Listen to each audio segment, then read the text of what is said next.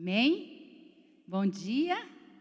Que bom ver essa igreja assim, de verdade. Você viu que está com 2 cadeiras aí? Daqui a pouco a gente vai estar com todas as cadeiras, em nome de Jesus. Bom ver os casalzinhos, né, sentados juntos, as famílias juntos. Muito bom isso. Daqui a pouco a gente está voltando ao normal, graças a Deus, e Deus está nos abençoando. Quero falar para você que está nos visitando, é muito bom ter vocês aqui. Vocês que estão nos visitando pela primeira vez, no final desse culto, aquele homem bonito ali, pode ficar em pé, Wesley Paulo, meu esposo. Aquele homem lindo ali vai receber vocês naquela salinha do lado. Quem está nos visitando, então, pode acompanhar o Wesley depois do culto. Ele vai estar conversando com vocês, recebendo, dando as boas-vindas, falando um pouquinho mais para vocês do que somos nós ali, vocês que querem nos conhecer. Tem gente antiga nos visitando também, e eu estou feliz ali. Tem um amigo mais precioso, mais chegado que o irmão, Damião, a esposa. Vocês que... A Sandrinha e o Damião e a Naara. Glória a Deus pela vida de vocês, sejam muito bem-vindos. Essa casa é de vocês, podem ficar, né? Amém? Vocês que estão nos visitando podem voltar, sintam-se à vontade, fiquem à vontade em nosso meio. Amém? Que bom estar aqui. Essa palavra Deus me deu no nosso último retiro. A gente faz um final de semana de primícias por mês. E a gente vem aqui para a igreja, dorme aqui, faz jejum, ora e fica aqui sexta, sábado, domingo. E nesse último jejum que a gente fez, Deus falou para mim, você vai pregar em cima desse texto aqui. Eu já tinha o meu tema, mas você vai usar esse texto da Bíblia aqui. Eu falei, mas um mês antes, o senhor sempre me dá atropelado em cima da hora. Um mês antes, certo, ele vai querer mudar. É uma pegadinha, eu pensei, né? Mas não era pegadinha não, tá? Era esse texto mesmo. E Deus vai usar isso que Ele já falou. Eu fiquei tão feliz, porque sempre eu fico muito angustiada esperando a palavra, e a palavra demora. Dessa vez não, veio com antecedência, e Deus foi desenhando tudo na minha cabeça. Mas eu quero recapitular algo com vocês. Vamos ver se vocês estão ligados, conectados. Afinal de contas, né, o ano de 2021, o nosso tema geral, anual, é Conectados para o quê? Então tem algumas pessoas muito conectadas. Estão conectados conosco. Para isso, eu até quero fazer uma gracinha. Vou fazer uma gracinha. Para isso, vou fazer uma gracinha. Olha eu. Quem está na escola EBA aqui, levanta a mão. Olha, quantos conectados conosco. Por que eu estou colocando esses lembretezinhos aqui na minha Bíblia? Alguém sabe? Só quem é aluno EBA vai saber, tá? Para não passar vergonha aqui procurando o livro de João, né? Não precisamos passar vergonha. Então tem esses monte de negocinho aqui, porque a gente é esperto, né? Também precisa ser, né? A gente pode ser preparado, né?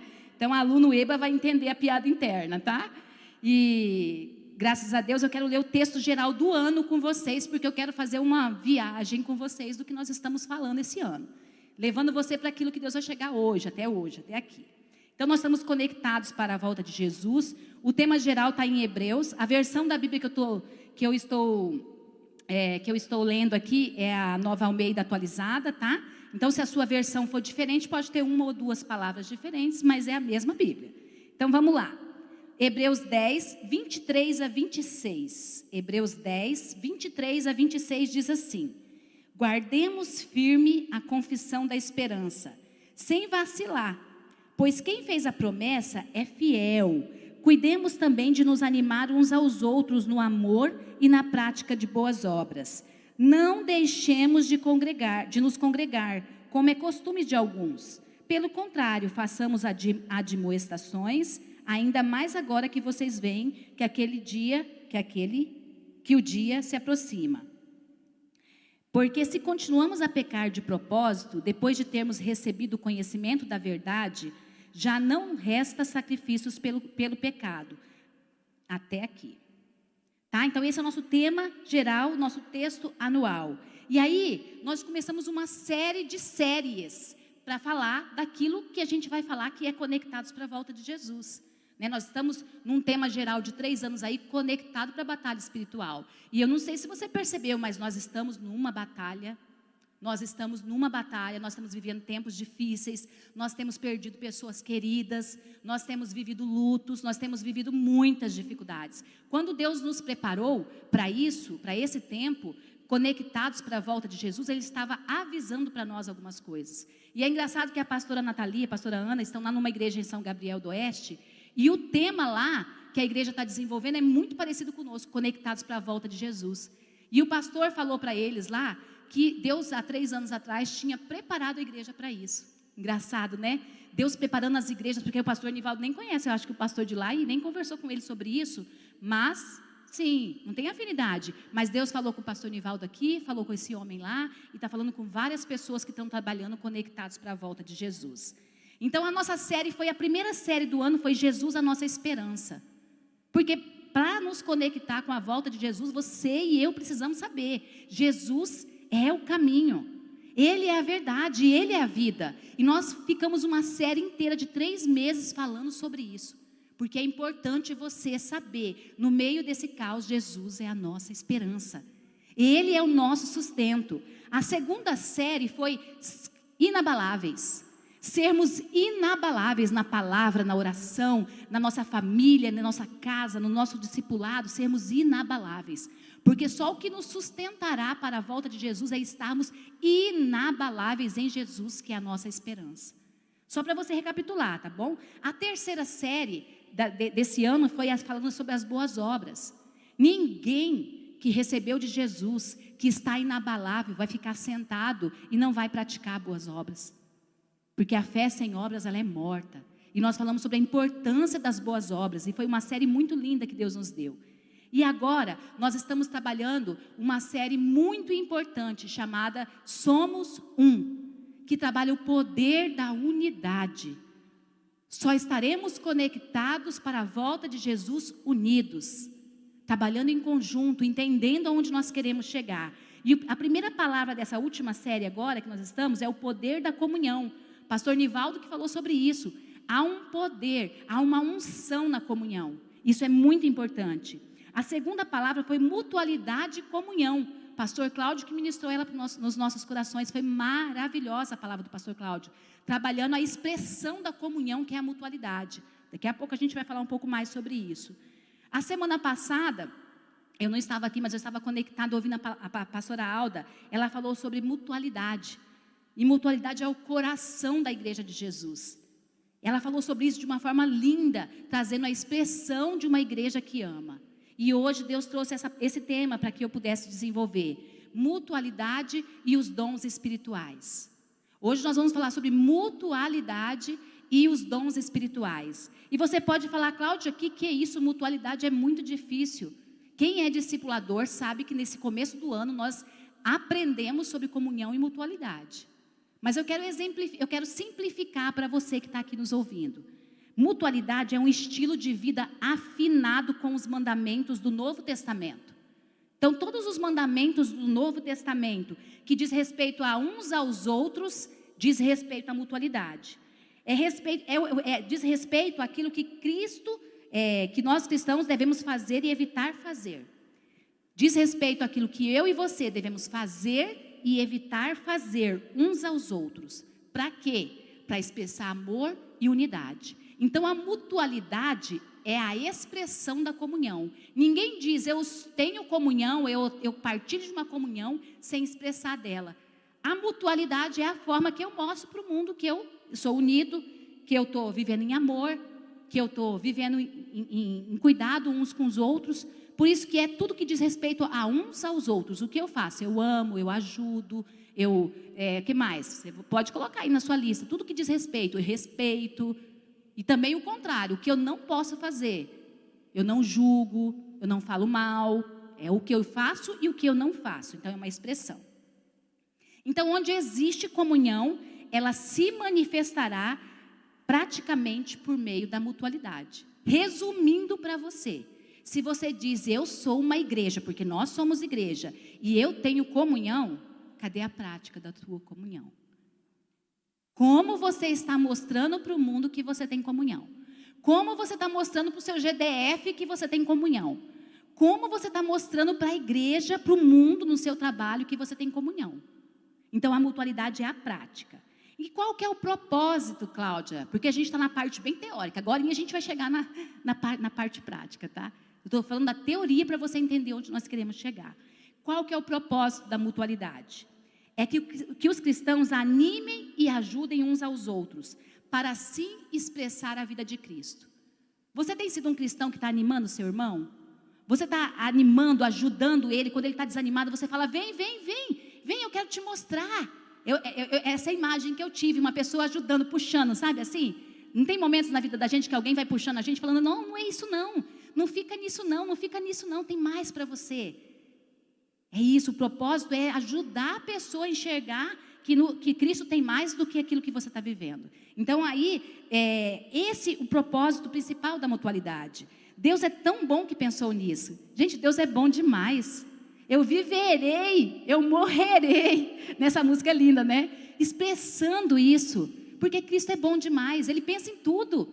Não tem nada que Ele não pensou. Não tem nada que Ele não imaginou. Por meio do Espírito Santo, o que Ele fez? Distribuiu entre nós, cada um de vocês, capacitações e habilidades. Pensando na mutualidade, no amor, na comunhão, Ele foi distribuindo. Entrega lá para a Luciana essa habilidade. Entrega para o Amarildo essa. Entrega para a Rose o dom de cozinhar. Entrega para esse. Entrega. Capacitações e habilidade. Para quê?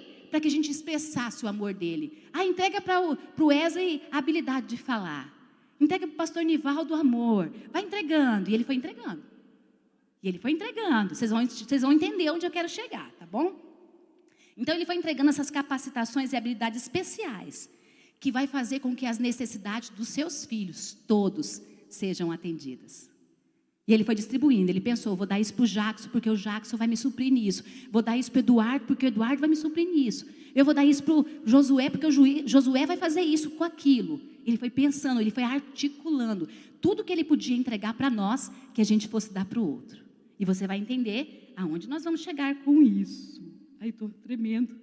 Pastor Cláudio, por que você foi orar comigo? Pastor Cláudio foi orar comigo ali, eu não paro de tremer mais agora. Ai, vamos lá, Deus. Somos um corpo.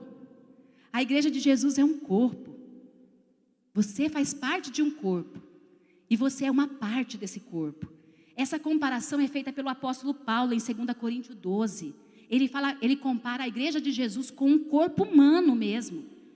Ele mostra que todo membro desse corpo é importante. Eu quero falar para você, você é importante. Aí você pode falar, mas eu me sinto um dedinho. Eu já vi alguém escrevendo sobre isso, que se você machucar esse dedinho, se você tirar esse dedinho, desestabiliza todo o seu corpo, o dedinho do pé. Porque vamos colocar que as pessoas acham que é o menos importante, né? Uma unha. Alguém já bateu uma unha para ver que dor que causa? Já tiraram uma unha? Gente, uma unha é uma coisa louca de dor. Até o pelo do corpo da gente, quem é mulher sabe, né? Que depila, dói para tirar o pelo, uma coisa tão, né? Vamos pensar tão insignificante, mas dói. Tudo no corpo é importante. E é essencial. Cada um tem sua função. Todos desenvolvem algo extraordinário para o desenvolvimento desse corpo. No EBA, na sexta-feira, o pastor João falou que você é único, lembra? No meio de milhões e milhões de espermatozoides, Deus te escolheu para uma missão. Você é tão especial, você travou uma guerra aí de milhões para você ser esse único, extraordinário e especial. Você é maravilhoso, Deus te projetou com uma finalidade. E aí a gente vai entender que você é essencial e especial para esse corpo. Quando você não participa desse corpo, o corpo fica capenga. O corpo anda com dificuldade, os outros membros sofrem. E Paulo vai falando isso. Vocês podem ler 2 Coríntios 12, que vocês vão ver essa comparação dele. Então, capacitações e habilidades são conhecidas com o nome de dons espirituais. Dons do Espírito, carisma. Você já ouviu falar nisso? Dons espirituais, dons do Espírito, carisma. São palavras para a mesma coisa, que eu estou falando de capacitações e habilidades. Mas eu quero te levar para dentro da palavra, para você entender o que Deus quer dizer para nós hoje. Dom vem do latim, dono, D-O-N-U. Significa dádiva, presente. Ninguém compra, ninguém conquista. É entregue a você de graça, como um presente. Ele escolhe a melhor coisa que ele tem e ele entrega para você de presente. É isso que é o dom. É a capacidade que algumas pessoas têm para o desempenho de determinadas tarefas de forma fácil e natural. O que é difícil para você? Pensa aí, o que para você é muito difícil de fazer. Para outras pessoas, isso que é muito difícil para você é muito fácil. Vou falar um exemplo. A pastora Ana Alice tem uma habilidade de formar equipe que é uma coisa extraordinária. Extraordinária. Ela tem uma habilidade de formar, de gestar, de empoderar uma equipe que é dela. Deus deu isso para ela. Ela faz isso com maestria. Eu não consigo fazer isso. Mas Deus me deu algumas coisas que são muito particulares minha, e que eu sei fazer, e eu gosto de fazer. E eu sei que eu nasci com isso. Por exemplo, depois eu vou chegar onde eu quero que vocês me entendam, para vocês saberem onde eu estou hoje.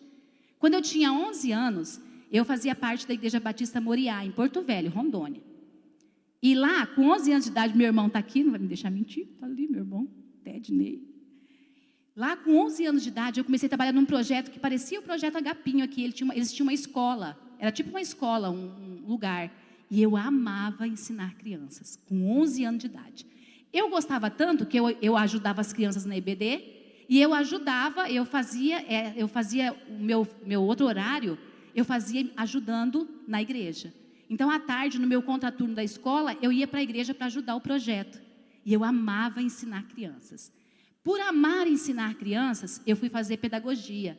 E aí eu fiz os 3 anos de pedagogia para poder ser professora, porque eu amava ensinar. E aí eu comecei, eu amo, né? Eu amo.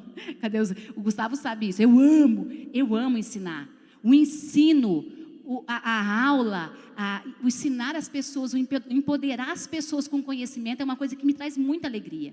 E eu fui. Aí eu fui fazer faculdade, aí eu fui me especializar, aí eu virei professora de história, aí eu fiz mestrado, e eu estava achando que aquilo era para sempre, aquilo que eu amava. E foi isso, era um dom. Eu recebi de Deus. Com 11 anos eu dava aula.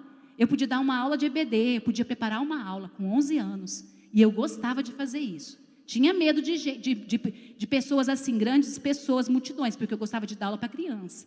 Então, para adulto, eu ficava sempre com medo. Então, ali Deus começou a mostrar que Ele tinha me dado uma capacidade especial para essa tarefa.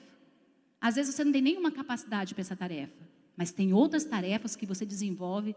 Por exemplo, não me põe numa cozinha para inventar, me dá uma receita pronta que eu vou copiar. Agora, põe a dona Rosa numa cozinha, gente. Ontem eu comi uma feijoada lá, pelo amor de Deus. Põe o Dilson. Já viram a comida do Dilson? Já viram o empadão de frango do Dilson? Gente, tem coisas que Deus deu para algumas pessoas e eles desenvolvem isso com uma habilidade tremenda. A Virgínia, não sei se está aqui, está me ouvindo, faz um bolo de milho. Vocês já comeram um bolo de milho mais gostoso do que o bolo? Aí, ó, até o pessoal gritando aí. Que bolo de milho maravilhoso, gente. O que é isso? Como consegue fazer um bolo desse? Eu gosto do Alur, o Alur não está aqui. Quem lembra do arroz doce do Alur? Gente, eu nunca vi. Lembra? O pastor lembra. O pastor pegou o meu arroz doce todinho, levou para a casa dele, achou que era para ele, era uma vasilha para 10. Ele pegou só para ele.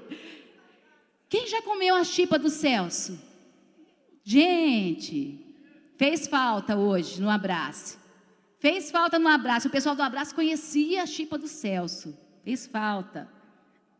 O queijo do Paulo Fernando, a manteiga. Gente, espera aí. Então, assim, Deus dá habilidades especiais. E eu poderia citar aqui um monte, tá? E não vou citar porque tem... Aqui já viu a Tina falando poesia?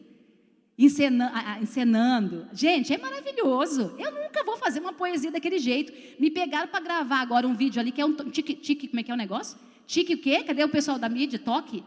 Acho que é um negócio assim.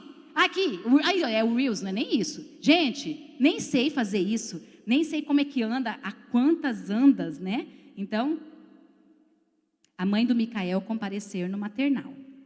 Ó, bem urgente. A mãe do Micael permanecendo. Vamos lá que ele está lá. Então, essas habilidades eu não tenho. Mas essa geração agora, fazer TikTok, vocês têm que ver, vocês vão assistir o TikTok. São o Reels lá. Você vai ver o que é essa geração aqui mexendo com isso. Vocês vão entender o que é isso. Não é a minha habilidade, mas a gente faz, né? A gente impressa o nosso rostinho, né? Para fazer, né? Então, isso é um dom. E dom espiritual? Uma habilidade especial que o Espírito Santo dá a cada membro do corpo de Cristo, de acordo com a graça de Deus para a edificação da igreja.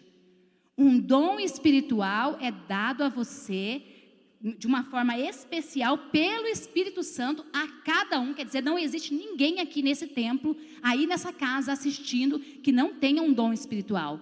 Todo mundo recebe um ou mais dons, todo mundo recebe, mas pelo menos um, todo mundo tem. E ele é para quê? Ele é para quê, gente? Para a edificação da igreja de Jesus. São dons porque são dados de graça aos cristãos. Cristãos recebem dons espirituais. Então, cristãos recebem de graça esse dom. E aí, se você vai usar ou não, daqui a pouco a gente vai falar sobre isso. Se você está usando ou não, daqui a pouco a gente fala sobre isso. E são espirituais porque não são como os talentos de origem natural. Por exemplo, eu falei que eu tinha uma habilidade muito especial de ensinar. Isso é um talento, eu nasci com isso. E eu desenvolvi depois, eu tinha uma predisposição para isso, vamos colocar assim, né? E aí depois eu desenvolvi, estudei, me aperfeiçoei, vi que era isso que eu gostava. E o talento você aperfeiçoa. Quem joga bola tem que treinar. Quem apaga fogo tem que ir lá e tem que fazer treinamentos para ficar bom. Às vezes a pessoa nem sabe, nunca apagou fogo, mas passa no concurso bombeiro, vai ter que apagar fogo. Vai ter que aprender a fazer. Então isso é talento. E pode ficar o melhor. O Wesley, eu não sei se a habilidade do Wesley era apagar fogo, porque eu acho que com 6 anos de idade caiu num latão e queimou toda a barriga, né? Não é uma habilidade boa para apagar fogo, né? Mas agora ele apaga fogo, né? Então ele treinou, agora é um talento dele, apagar o fogo. Mas antes ele não sabia, mas ele aprendeu. Então algumas coisas, habilidade você aprende, é natural e você pode desenvolver. E o dom não. O dom você recebe. Você recebe de presente e está em você. Às vezes você não está exercendo, mas ele está aí e você vai entender daqui a pouco como descobrir ele. Dons do Espírito Santo são instrumentos de poder, que levam adiante com sucesso a realização e a administração do trabalho de Deus na sua igreja. Também na sua casa, também no seu trabalho, também aonde você estiver. Se é um dom espiritual, Deus vai trabalhar com sucesso para que você seja o melhor aonde você está. Se foi Ele que te deu, lá no seu emprego, lá onde você está, lá fazendo queijo, lá vendendo manteiga, lá atendendo um cliente, um advogado que atende um cliente, um engenheiro, lá o que mais? Lá na sua empresa, lá no telemarketing, lá no seu restaurante, lá onde você estiver, se é um dom, Deus vai fazer com que, com sucesso, você leve adiante lá onde você está, o Evangelho de Jesus. Trabalhando do jeito que você está. Muitas vezes Ele não vai pedir para você vir aqui exercer esse dom como eu estou fazendo. Mas lá no seu lugar, se é um dom espiritual, o nome de Jesus vai ser glorificado.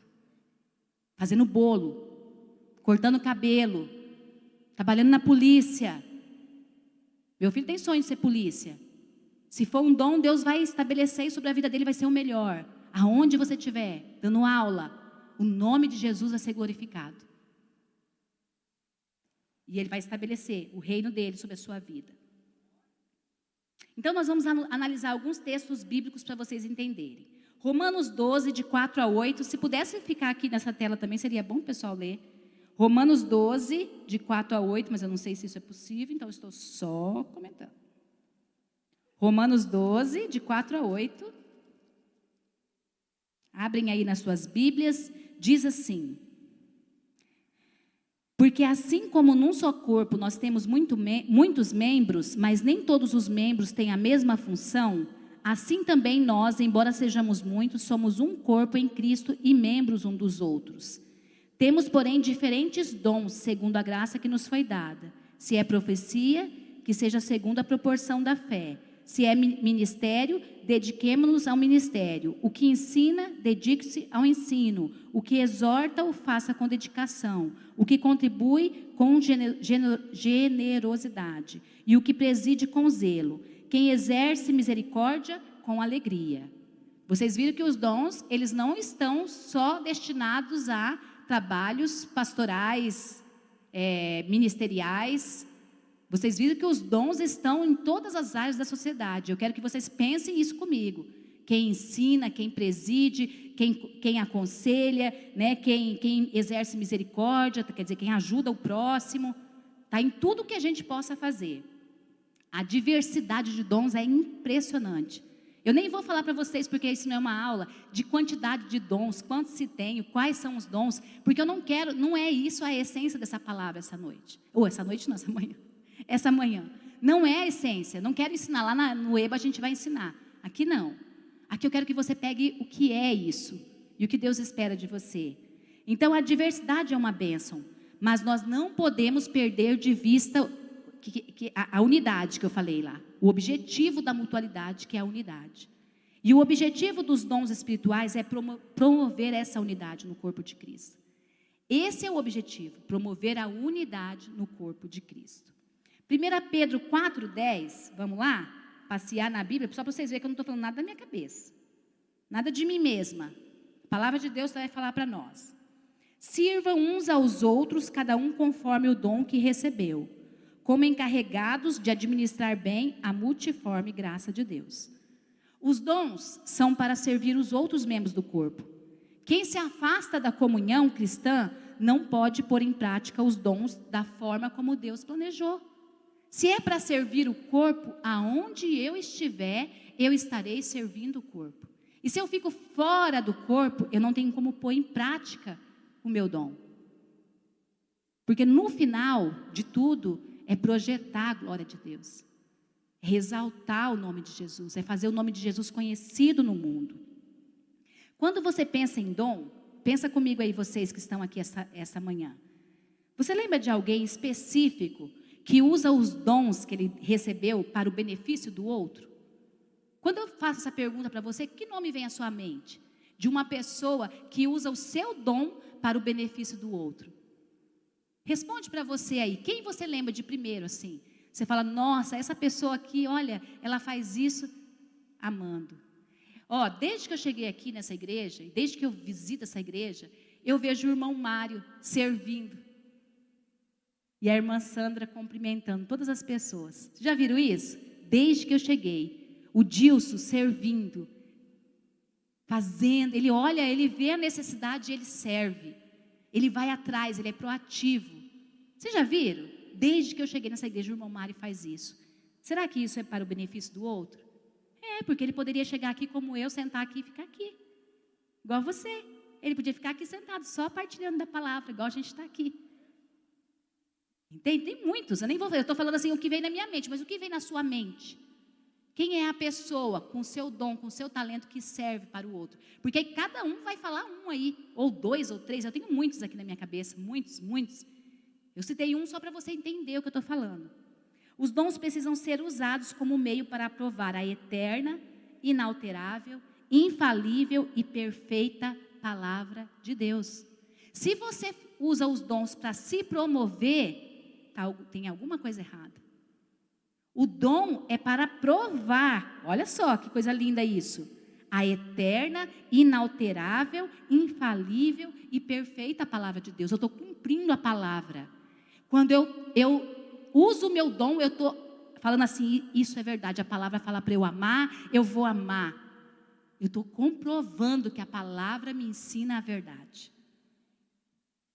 Então não é para exibir, não é para mostrar o que eu ganhei. Não é para mim, não é também quem, vou dar para a Rose também é professora, vou dar esse dom de ensinar para ela, para que ela possa ser melhor do que as outras. Não é esse o objetivo. É para comprovar que Deus deu isso a ela, porque Deus, de uma forma especial, quer alcançar outras pessoas. E é tão lindo porque a Rose, ela é professora, agora está aposentada, mas está servindo aqui no Agapinho, dando aula de reforço, queridos. Fala para mim se isso não é servir o outro com amor. Ela precisava, aposentada, vir aqui dar aula para a criança, à tarde, de reforço, para ajudar os nossos filhos. Isso é dom. Isso é um dom que Deus deu para ela, ela pode hoje usar. E eu quero deixar uma reflexão e um cuidado muito importante para vocês aqui.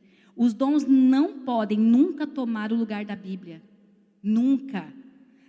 Nunca ela é a nossa mais alta autoridade e instrução para viver. Nunca um dom seu. Vamos supor que você recebeu o dom de conhecimento. Você é sábio. Você sabe muitas coisas. Você é inteligente. A sua mente é rápida. Ela não pode ser mais rápida do que a palavra de Deus. O seu dom precisa estar subordinado à palavra de Deus. A sua habilidade precisa estar subordinada à palavra de Deus. Ela é a nossa autoridade mais alta. Ela tem instruções para nós vivermos. Se o meu dom quiser sobressair e quiser passar o limite da palavra de Deus, eu tenho que parar, porque a palavra de Deus é meu limite. Então o dom serve para isso. Por isso que Paulo vai ensinar para a gente em 1 Coríntios 13, que o amor, ele seria a válvula dos dons. Vou colocar assim, a válvula dos dons. A Bíblia nos diz que o amor é necessário para bom uso dos dons. Porque alguém que ensina bem, alguém que conhece muitas coisas, pode ficar arrogante. E o amor, ele vai temperar os dons, ele vai, eu não sei como é que seria, peneirar, ele vai deixar mais fácil para a pessoa executar o seu dom.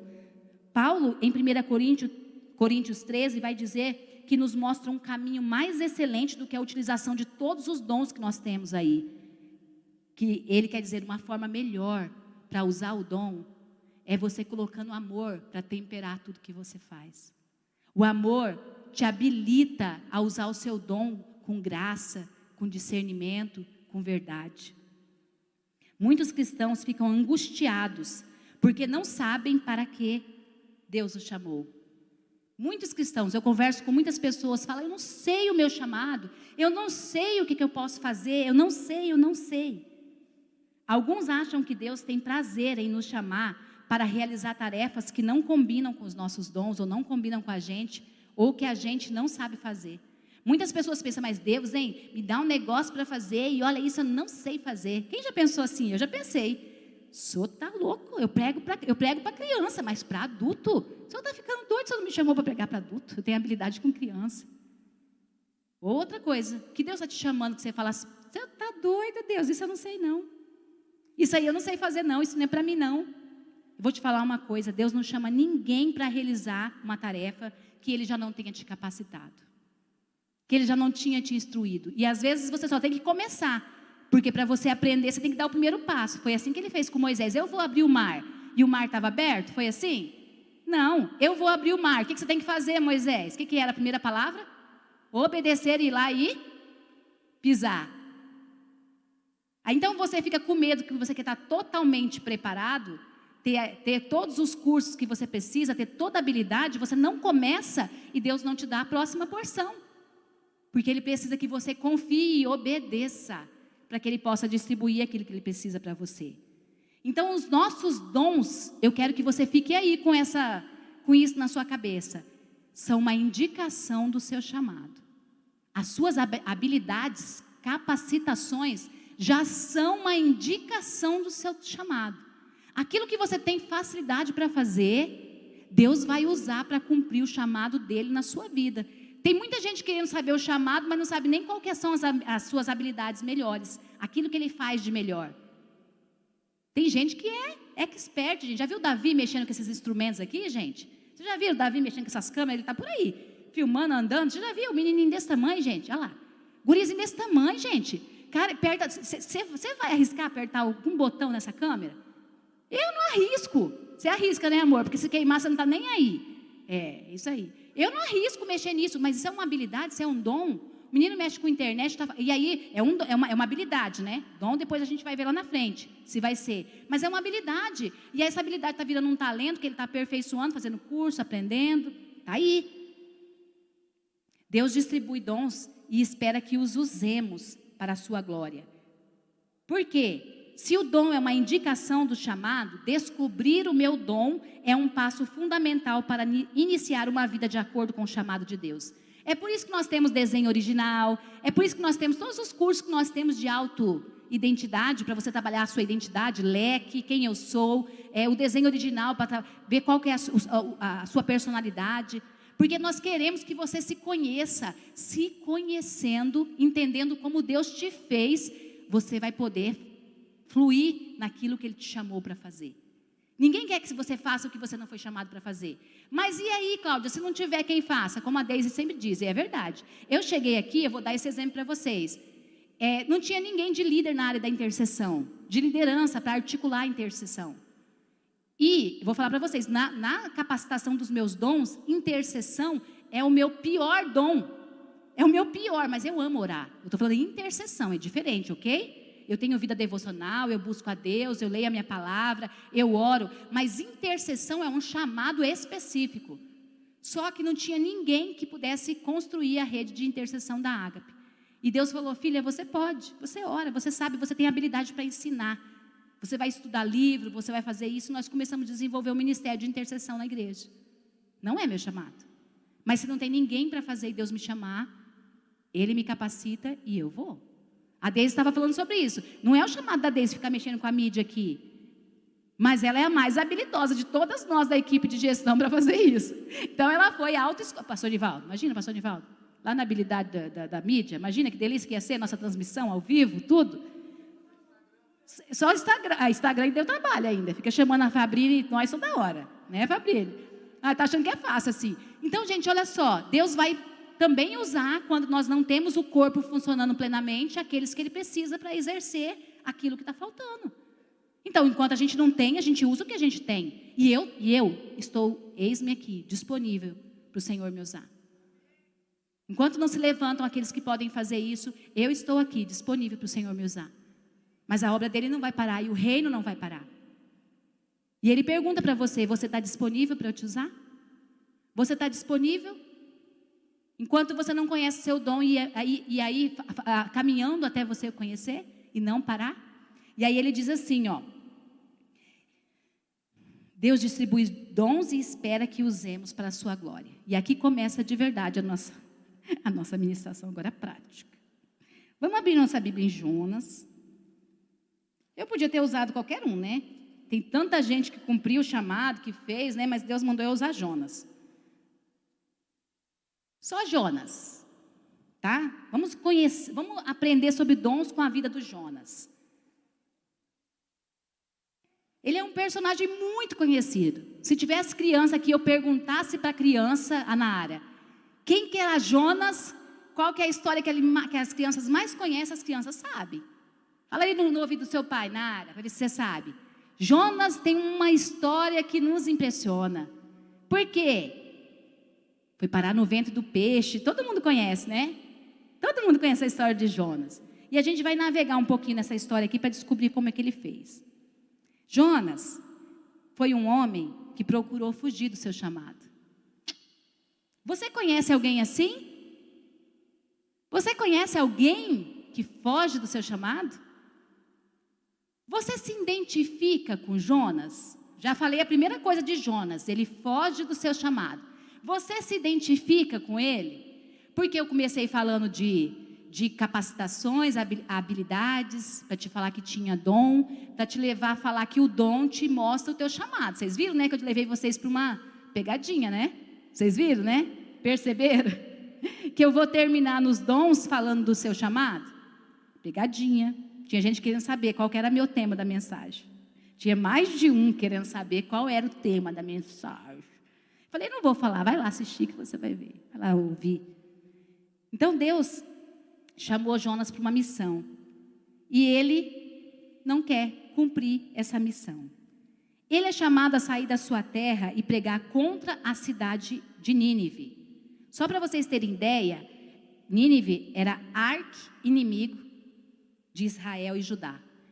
Era uma cidade rival do povo de Deus. E aí quando Deus fala para Jonas, Jonas, tem uma missão para você. Deus podia pedir para ele pregar para um povo que Jonas gostasse, que Jonas amasse, mas Jonas tinha raiva daquele povo. Jonas tinha mágoa daquele povo. E aí Deus fala para ele, vai Jonas, lá falar com esse povo. E ele faz o quê? Foge. Jonas era resistente e pé atrás. Resistente. Deus falava com ele, ele resistia. E ele não acreditava. Vamos ver algumas das atitudes deles aqui, no livro dele, que está escrito sobre ele. Fugiu do seu chamado, Jonas 1:3, olha o que diz. Jonas se levantou, mas ele não se levantou para obedecer a Deus, mas para fugir da presença do Senhor para Tarsis. Jonas se levantou, Deus falou com ele, mas ele não se levantou para obedecer a Deus, mas para fugir de Deus. Não sei com quem Deus quer falar essa manhã, mas Deus está falando, se você está levantado e você pensa que você está me obedecendo, você está indo para outro lugar que eu não tenho te chamado. Às vezes você está de pé, andando, mas você não está andando para onde Deus tem te chamado. Eu posso falar isso para vocês, porque eu contei o começo da minha história para vocês, e eu falei que Deus me deu uma habilidade de ensinar. E eu resisti ao chamado. Com 14 anos, Deus me chamou para a área pastoral. E eu falei, não é isso, jamais, não. Eu gosto de ensinar, mas é porque Deus quer que eu seja professora. E fui me especializar nisso. Quando eu estava no mestrado, bem no auge do mestrado, eu ganhei, e tinha todas as indicações de que Deus estava comigo. Muitas pessoas já ouviram essa mensagem aqui, essa história aqui. Por quê? Porque eu ganhei uma bolsa do governo federal para fazer o meu mestrado. Então, o que eu podia pensar? Deus está comigo. Abrindo, né? A música aí, ó. Abrindo o caminho. Está abrindo, Deus está abrindo. Me deu uma bolsa para o mestrado. Eu fui financiada pelo governo federal para fazer o mestrado. E eu fiz. Mas no meio do meu mestrado, no meio de tudo, aconteceu muitas coisas aí, tá? Muitas turbulências que a gente vai falar agora, muitos problemas. Mas no meio do meu mestrado, eu estava na parte final, escrevendo já o meu mestrado, que eu fui fazer sobre violência doméstica, foi a minha área de atuação. E eu já tinha feito toda a parte de pesquisa de campo, de tudo. E no meio do mestrado, quando eu estava para ir para a parte de escrever só, o Wesley, saiu uma promoção para o Wesley foi transferido, não, foi fazer um curso em Fortaleza. E eu fui com ele. Foi um presente de Deus para nós, 8 meses. Nós moramos em Fortaleza, porque eu podia escrever, passar todo o meu trabalho para a professora, tal. Estou lá no meio, lá me aproveitando entre o mestrado, porque eu não surtei no mestrado, tá? Só para informação. Graças a Deus, eu consegui fazer todas as coisas. E eu tinha 2 filhos pequenos. Mas lá no meio do mestrado, um dia andando na praia, acho que era umas 7 horas da manhã. Eu estava na praia andando e acho que a Sheilinha, acho que foi a Sheila que fez aquele bolo, né, Sheila? Eu queria tanta foto daquele bolo. Você manda? Eu perdi no outro celular. No meio lá dessa caminhada matutina na praia lá, eu vejo uma pipa, coisa mais linda, voando em cima do mar assim. Aí eu vejo só aquela pipa, porque você não vê a linha da pipa, né? Que ela é transparente. E eu estou vendo aquela pipa indo, e eu orando, estava falando com Deus, orando em língua, estava ali naquela unção, fazendo meu devocional, caminhando na praia. Imagina que lugar mais agradável para você fazer devocional, né? E aí eu falo, nossa Deus, que linda essa pipa. Aí Deus fala assim para mim, no meu coração, é você. Aí eu, que linda, ela vai longe. Aí eu vi a pipa indo longe. Aí eu falava, nossa Deus, ela vai muito longe, eu vou muito longe, né? Aí Deus fala, vai. Aí de repente a pessoa que estava comandando a pipa faz um negócio assim, sabe aquele negócio que faz com a pipa? Eu já soltei pipa, eu adoro soltar pipa. Quando eu era pequena, né? Agora não tem mais pipa. Mas eu vi o cara fazendo assim com a pipa e eu vi a pipa titubeando. Sabe quando a pipa dá aquela rabiola assim? Quem solta a pipa aí sabe. E eu falei, nossa, né? E até gelei meu coração. E Deus falou assim, então, só que quem está coordenando você sou eu. Quem está conduzindo a sua vida sou eu. Se eu quiser, o menino começou a puxar. Eu puxo você. Eu estou deixando você ir e você pode ir até onde você quiser. Mas você está resistindo ao meu chamado. Comecei a chorar. Imagina, se tinha alguém naquela praia, eu ajoelhei ali porque eu comecei a chorar. Eu comecei a chorar. E eu falei, Deus, e agora? Deus, e agora? Eu queria que o Henrique soltasse esse vídeo agora. E eu quero que você veja esse vídeo. Assista esse vídeo comigo. E eu quero que você pense, porque eu vou continuar contando a história de Jonas para você.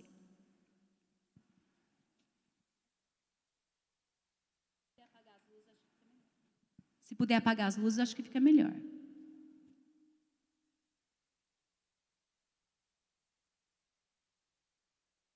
Você que está em casa também, assista esse vídeo.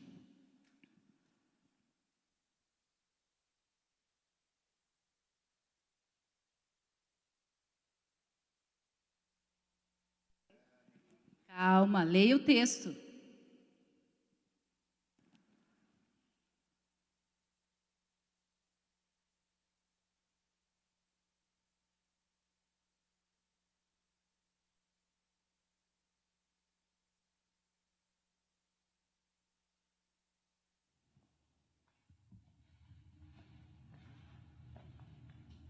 Uma pergunta. Qual é o seu chamado? Pergunto isso porque não seremos julgados pelo que fizemos na vida, mas sim pelo que fomos chamados a fazer. Imagine agora comigo. Você está em pé diante do trono de Deus e um cenário como esse acontece. Evangelista Anderson, venha à frente e preste contas da sua vida na terra. Evangelista Anderson? Eu não sou evangelista, eu sou um contador. Eu tinha uma empresa de contabilidade. Evangelista Anderson, onde estão as 347.566 almas que eu lhe chamei para ganhar na Ásia, meu filho? Onde estão? Eu sou um contador, eu só tinha uma empresa de contabilidade, eu ajudava as igrejas, eu ajudava ministérios com suas finanças. Onde estão as 347.566 almas da Ásia que eu lhe chamei para ganhar para mim, filho? Onde estão? Se tivesse me buscado, se tivesse buscado a minha face, eu teria revelado isso a você. E tudo relacionado ao chamado deste homem foi queimado diante do trono do Senhor Jesus Cristo. Contador Jones, dê um passo à frente e preste contas do que eu o chamei para fazer. Contador Jones? Não, eu não sou contador Jones. Eu sou o pastor Jones. Eu fui o pastor de uma igreja por 35 anos e tinha 750 membros. Contador Jones, eu o chamei para trabalhar no mercado de trabalho como contador. Se tivesse feito isso, você teria impactado significativamente 2 pessoas. Você e aqueles 2 homens teriam ajudado igrejas com as suas finanças. E aquelas igrejas teriam impactado as 751.321 almas. Se tivesse me procurado, eu teria revelado isso a você. E outra vez, tudo relacionado ao chamado deste homem foi queimado diante do trono do Senhor Jesus Cristo. Judgment seat of Christ.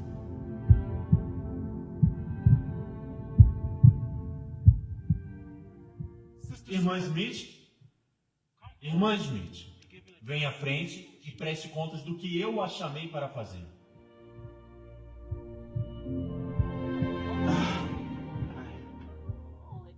Somente criei 3 filhos. E nunca preguei as nações. Nunca fui numa viagem missionária. Somente fiz o melhor que pude para criar os meus filhos, para andarem no seu caminho.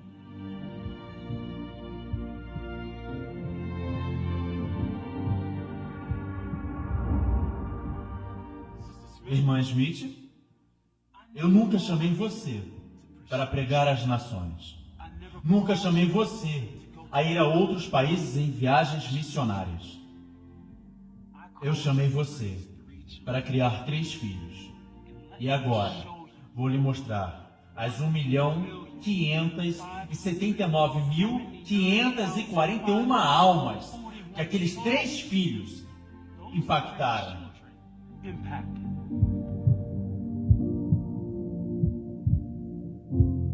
Você buscou a mim e ouviu a minha voz. Você foi obediente ao meu chamado. Muito bem, serva boa e fiel. Venha e participe da alegria do Senhor.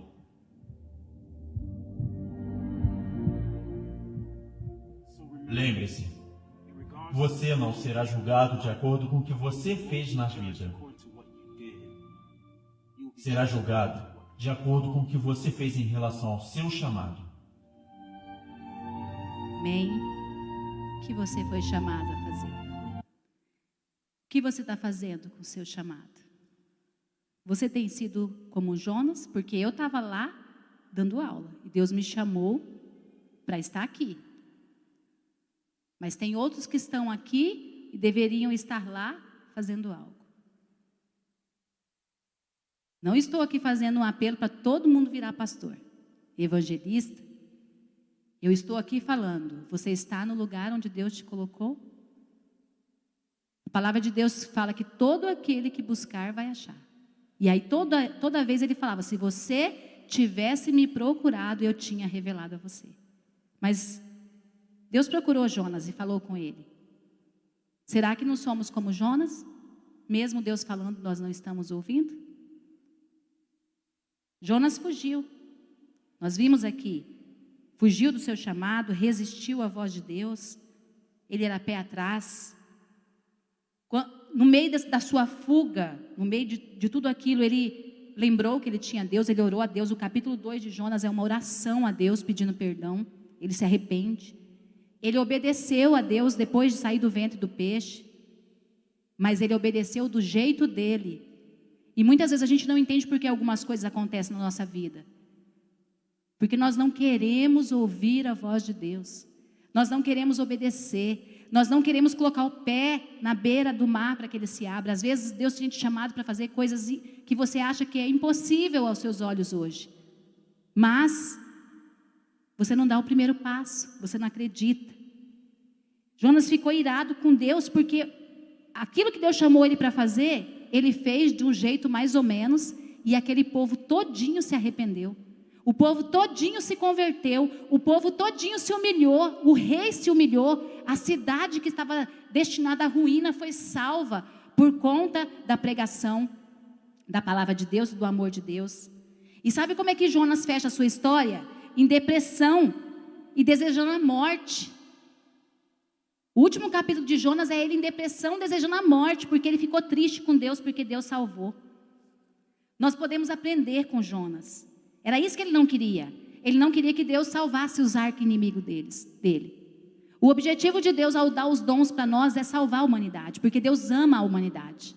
Deus ama as pessoas. Deus não se contenta que as pessoas morram, mas nós nos contentamos que as pessoas morram. Nós nos calamos quando nós temos tudo que as outras pessoas precisam.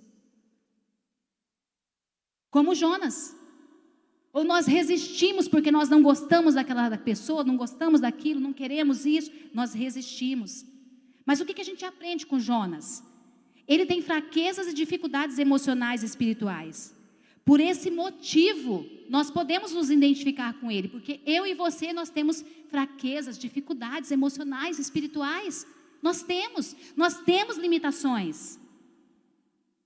Mesmo que muitas vezes façamos como Jonas e vamos para o outro lado, Deus ainda insiste conosco. Ele ainda insiste em trabalhar conosco.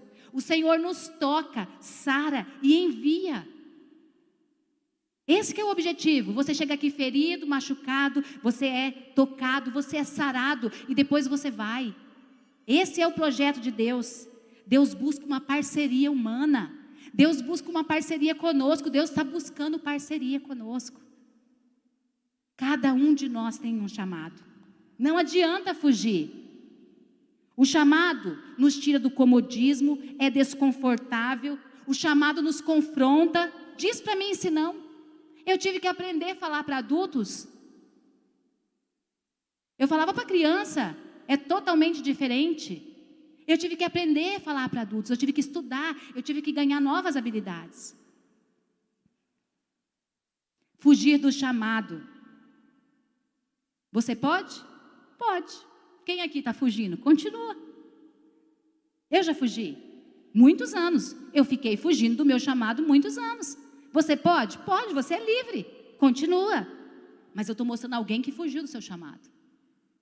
Quando a gente foge do chamado, não é incomum encontrarmos ou enfrentarmos turbulências e crises.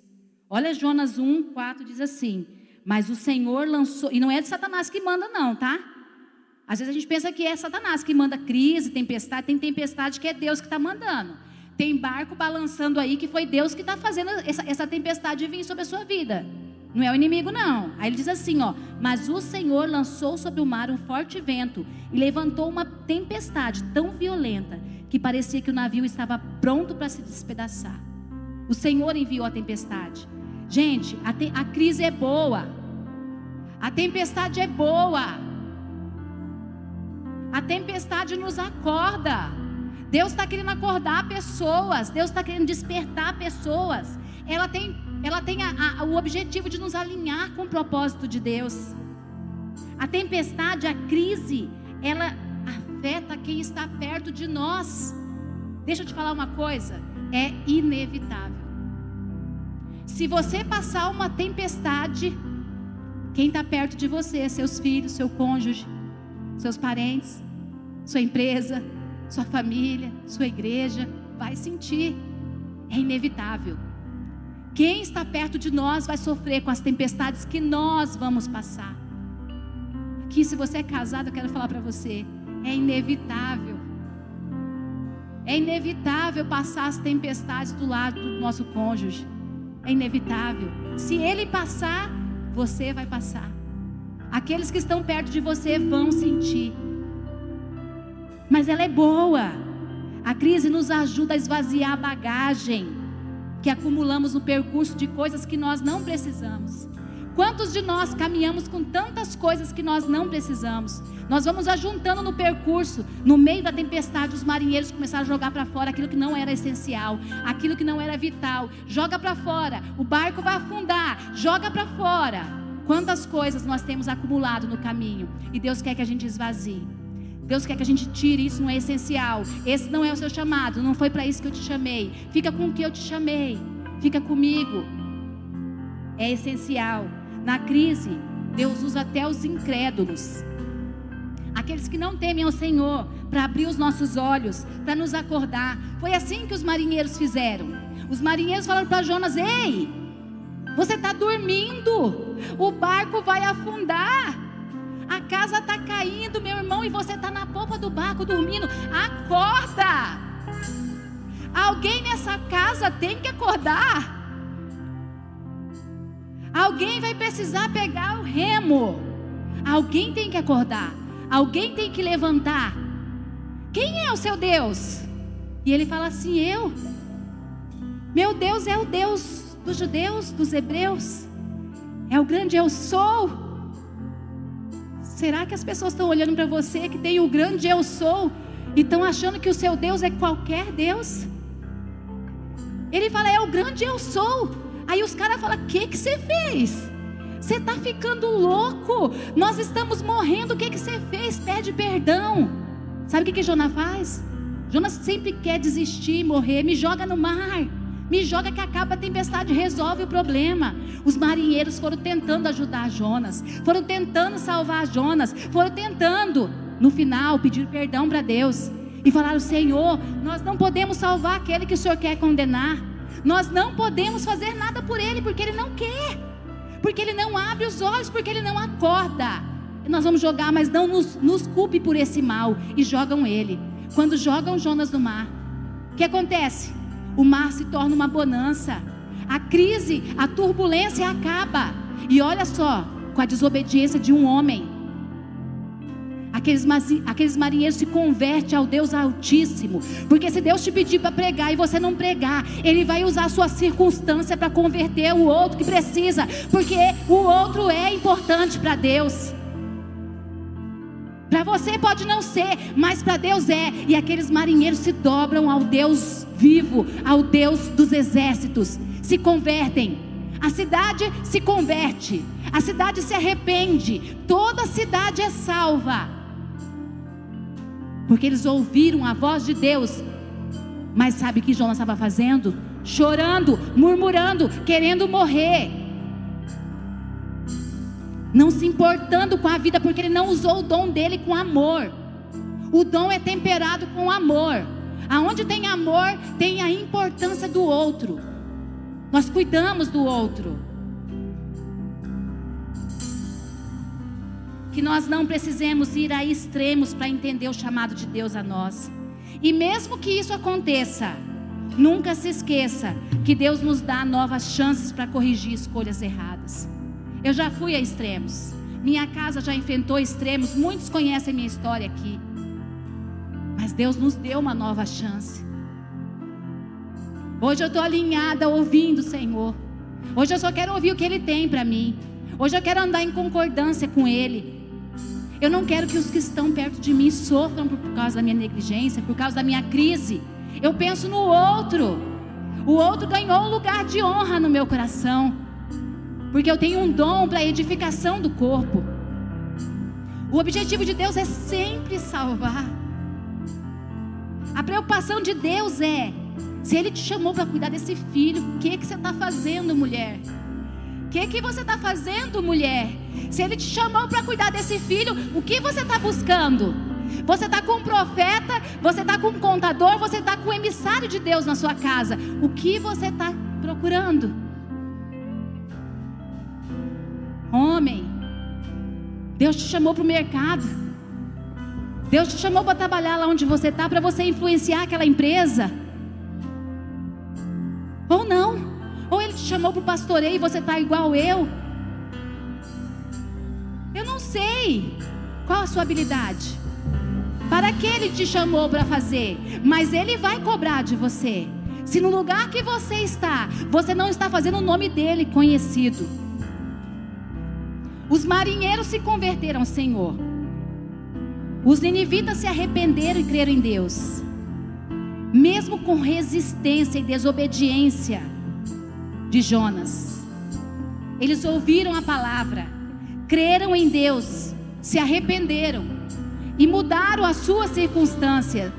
Igreja que está em casa, tem cadeira vazia aqui esperando você ainda. Você não tem medo de ir para lugar nenhum, mas você tem medo de vir para a igreja. Tem lugar aqui para você ainda. Olha só, os incrédulos creram, nem conheciam Deus, creram, receberam. Jonas estava chorando, estava lá se lamuriando, estava lá querendo benefício próprio. Cadê a igreja de Jesus nesse tempo? Cadê a igreja de Jesus? Jonas, servo do Deus Altíssimo. Maria, serva do Deus Altíssimo. João, servo do Deus Altíssimo. Cláudia, servo do Deus Altíssimo. Mário, servo do Deus Altíssimo. Não teve nem compaixão nem misericórdia.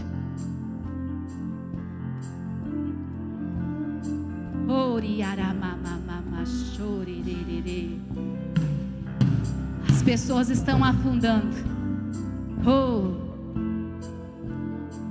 E Deus fala: meu povo não tem misericórdia. Meu povo não tem misericórdia. Jonas era profeta, emissário de Deus, tinha dons dados por Deus e tinha um chamado a executar.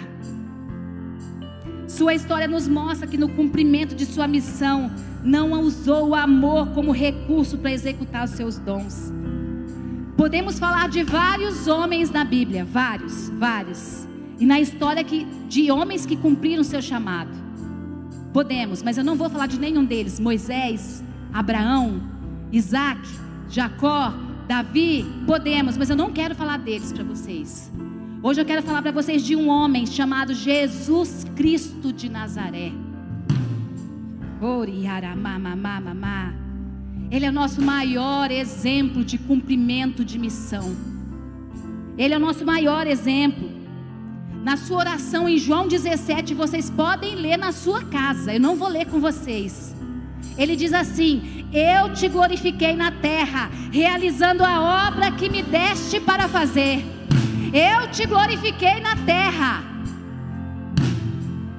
Você, fulano, servo do Deus Altíssimo, você está glorificando Deus na terra, com o chamado que Ele te deu para fazer.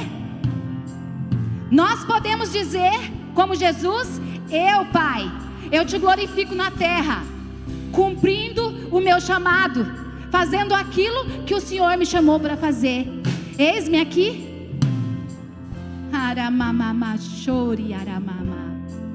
Senhor, eu estou aqui nesta noite como uma emissária do Senhor. Que minha vida cante ao Senhor. Que eu esteja no lugar que o Senhor reservou para mim. Que eu te ouça, que eu te busque, que eu saiba, Deus, o meu lugar. E hoje eu oro pela tua igreja que está aqui. Eu oro por esses que estão aqui. Eu oro por esses que estão aqui, que têm chamados do Senhor sobre a vida deles, sobre o trabalho, sobre a empresa, sobre a escola, sobre a vida, sobre a família. Eu oro para que todos nós possamos orar como teu filho. Eu te glorifiquei na terra, com aquilo que o Senhor me deu para fazer. Deus, que a oração da tua igreja que está em casa, da oração da tua igreja que está aqui, seja: eu te glorifico na terra com a missão que o Senhor me deu para fazer.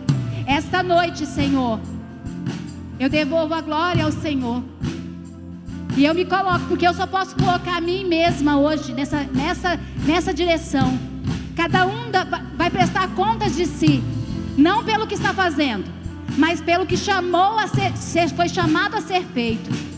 Não é aquilo que nós estamos fazendo que nós vamos prestar conta, mas o nosso chamado, a nossa direção do Senhor. E em nome de Jesus, esta noite, me deixa te ouvir a tua voz, a tua direção, para que eu não faça aquilo que o Senhor não quer de mim.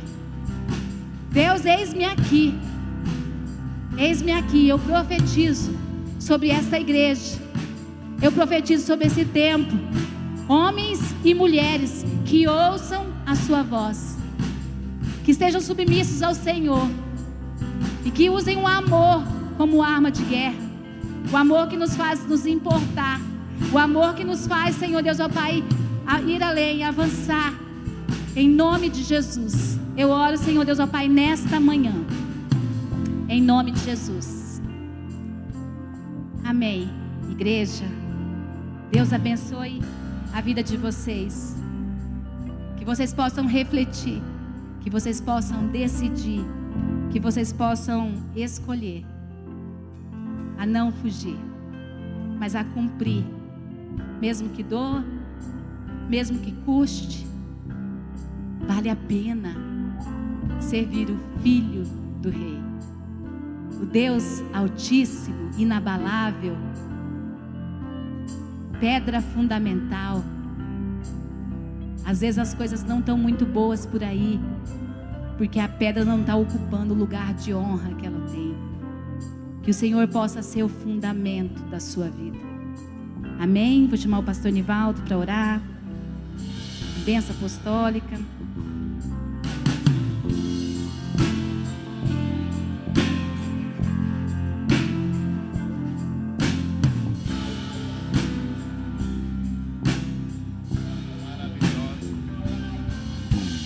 Aleluia! Palavra maravilhosa. Estava colocando no chat ali agora, a pessoa que recebeu essa minha mensagem ali no chat. E isso faz a gente pensar. Me lembrei da minha chamada. Quando Deus me chamou, eu tinha 24 anos. Trabalhava, meu pai tinha a empresa permanece até hoje. Agora com o nome N de Dini Engenharia. Meu irmão que dá continuidade nela. E eu me lembro que eu estava projetando, fazendo um trabalho na área hidráulica ali. E são duas áreas que eu trabalhava, na área de projeto elétrico e hidráulico. Eu estava na prancha, né? Antigamente, né? E era assim que a gente desenhava, fazia os projetos, né? E naquele momento o Senhor me chamou. E eu não conseguia mais me concentrar no projeto. Teimei, mas eu não conseguia mais. A minha mente não entrava mais. Deus impediu que o projeto todo entrasse, que eu conseguisse visualizar o prédio, coisa assim. Eu me lembro que eu tive que tomar uma decisão. Eu entrei numa crise de dor de cabeça violenta. Era um momento muito difícil. E eu tinha que deixar completamente a empresa. Entrei numa crise de enxaqueca, coisa que eu nunca tive. Meu pai me levou para o médico. E o médico fez lá os testes, ali na Avenida Estados Unidos, ali perto do Ibirapuera, em São Paulo. E depois aquele médico fazer todos os exames neurológicos ali, ele perguntou: você tem que tomar uma decisão séria? Eu disse: tenho. Então você tome a decisão que você tem que tomar, que aí você vai sarar. E foi esse momento que eu conversei com meu irmão, o Newton, meu irmão. Nós somos muito juntos. E eu não conseguia dizer isso para o meu pai. Às vezes a gente fica travado em ter que dizer as coisas. E eu não conseguia dizer isso para o meu pai, que eu não ia continuar com ele, que ele não podia contar comigo na empresa, que a empresa teria que continuar com outra pessoa, ou com meu irmão. Eu tinha que frustrar uma expectativa do meu pai. E isso foi muito difícil. Até o momento então que eu conversei com meu irmão foi o facilitador. E eu tomei a decisão de servir ao Senhor.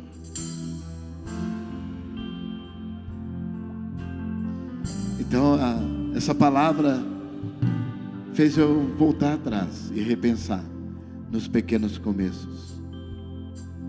Como foi difícil decidir. Mas com 26 anos, eu já estava sendo ordenado ao ministério. Dia 31 de julho agora, dia 31, semana que vem, farei 39 anos de ministério. 39 anos, seguindo uma chamada, que foi difícil, não foi fácil tomar a decisão. Não foi fácil. Eu sei que não tem sido fácil para muitos de vocês. Não foi fácil para presbítero na praia e saber que Deus ia, se você não tomar uma decisão, eu quebro essa pipa aí, ó. Eu quebro a linha e solto você, e você vai aonde eu quiser. É só eu soprar. E eu só sei uma coisa, que Deus me trouxe até Campo Grande. Ele soprou em mim, me trouxe aqui, e eu estou aqui com vocês hoje. Mas porque Deus tem chamado para nós, e Deus te leva onde Ele quer. E Deus me trouxe para cá. Me trouxe para cá, me trouxe para Ponta Porã, me trouxe para as cidades onde estão os bairros, Cacilândia. Deus está chamando você. Deus está chamando você. E você precisa fazer florir. Deixa vir para fora. Como a presbítera trouxe, o Espírito Santo disse: necessariamente não precisa ser pastor como eu, ou um missionário, mas você seja luz aonde você estiver. Seja luz. Seja um canal de bênção aonde você estiver. Seja isso. Flua a glória de Deus. Você precisa fluir a glória. Deixa fluir. Deus vai te usar, deixa fluir. E você vai ver. Eu quero que você só responda uma coisa: eis-me aqui, Senhor. Envia-me a mim. Eis-me aqui. Eis-me aqui. Você é capaz de dizer isso? Eis-me aqui. Não importa como você vai servir. O importante é que você diga para o Senhor: eis-me aqui. Usa-me. Usa-me. E se você está disposto ou disposta a dizer: eis-me aqui, Senhor, me use, Senhor, me use, Deus vai te usar. Amém? Glória a Deus. Se você quer tomar essa posição, eu convido você a se colocar em pé.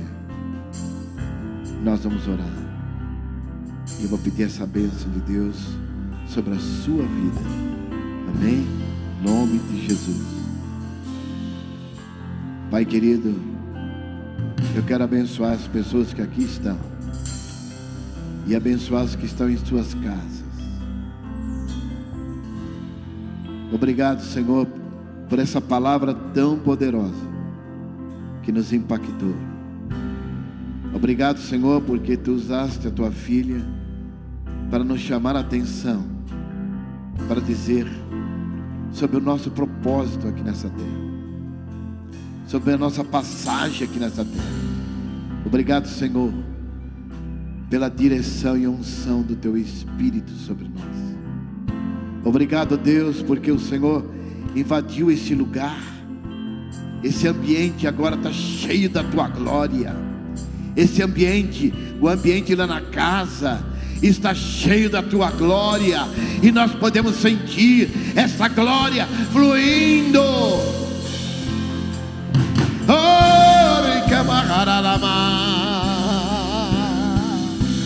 Oh Deus, glória a Teu nome, Senhor, porque o Senhor levantou o exército aqui hoje. Ei,